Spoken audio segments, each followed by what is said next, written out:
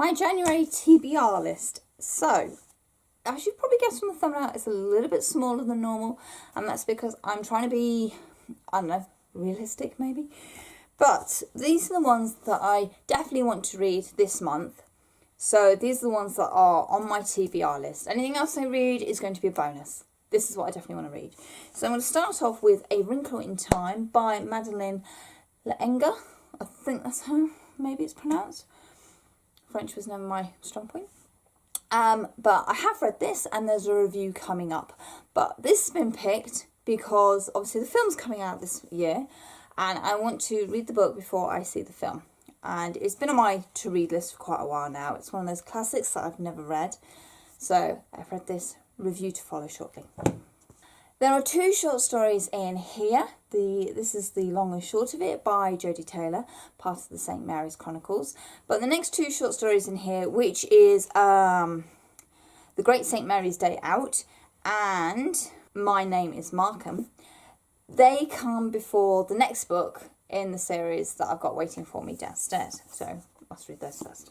Three Dark Crowns. I was given One Dark Throne over Christmas, so I had to go out and go and get book one, which is great. So I've got the nice pretty red rose cover, which makes me the naturalist.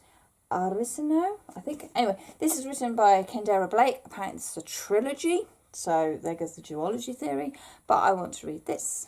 And then the Ilas Namasara by Kristen Sasa.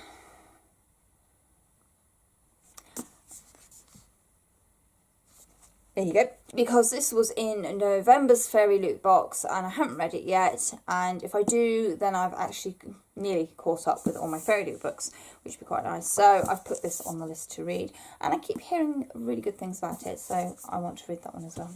And then finally, because I said I was going to, I've got a TBR jar. Let me pick one out of here. I'm going to pull a few out because otherwise I'm never going to get my fingers in there. Let's pick that one. And it is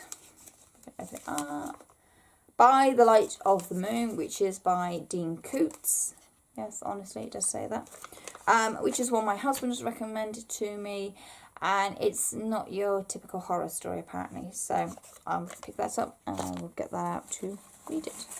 Hopefully. We'll see how that goes.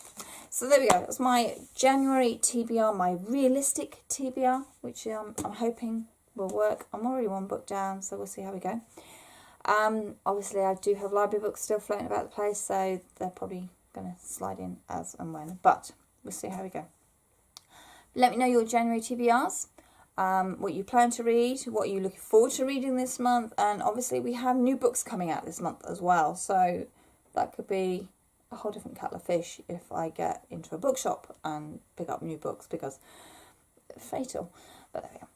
So as always, my social media links are in the description box down below. You can find me on Goodreads, Twitter, Instagram. Thank you very much for watching and happy reading.